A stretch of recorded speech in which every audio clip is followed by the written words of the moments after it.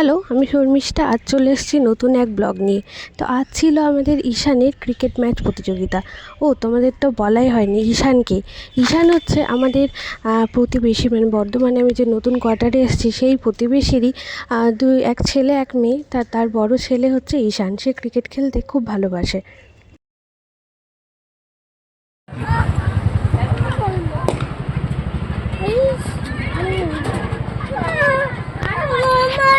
তো খেলা তো শেষ, আমরা প্রায় বাড়ি ফেরার সময় এরকম সুন্দর গোলাপ ফুল দেখতে পাই।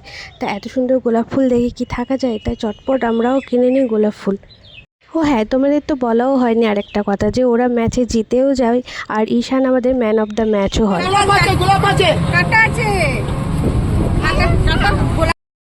তা এখন প্রায় সন্ধ্যা 6টা বাজে, আর এদিকে দেখতেই পাচ্ছ তোড়জোড় চলছে আমাদের বিরিয়ানি পার্টির জন্য। কারণ ঈশান আজকে ম্যান অফ দ্য ম্যাচ হয়েছে, ওদের পুরো টিম ওরা আজকে ভালো পারফরমেন্স করেছে, ওই জন্য ও স্পেশালি আমাদের সবাইকে আজকে বিরিয়ানি খাওয়াচ্ছে। আর এদিকে দাদা বিরিয়ানির জন্য সমস্ত কিছু রেডি করে বসে পড়েছে বিরিয়ানি দমে বসানোর জন্য। আর আমরা হচ্ছি খুব বড় বড় হেল্পার, আমরা সমস্ত কিছু দাদাকে যোগান দিয়ে দিচ্ছি, আর দাদা এই যে বসিয়ে দিচ্ছে বিরিয়ানি।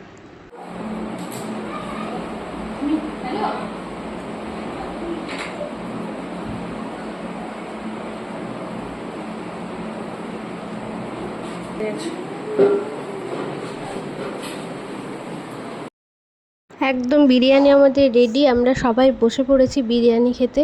আর এই যে বৌদি আমাদের বিরিয়ানি সবাইকে সার্ভ করে দিচ্ছে, সঙ্গে ছিল স্যালাড এবং রায়তা।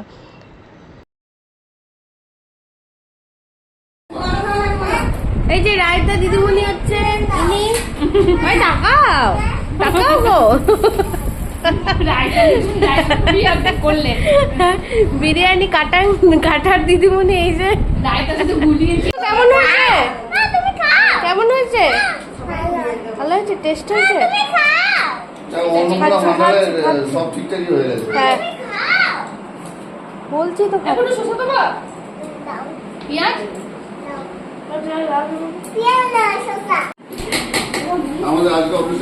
আমরা যে এত সুন্দর কিনে এনেছি এটার কথা বলো, কি সুন্দর ছবিটা আসছে ফুলগুলো।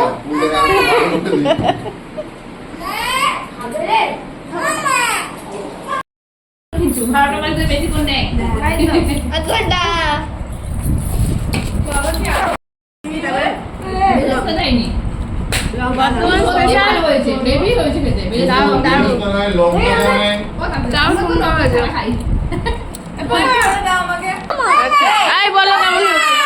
বাহ, এই তোমার রিভিউ দাও। বাড়িতে গাল রিভিউ দে।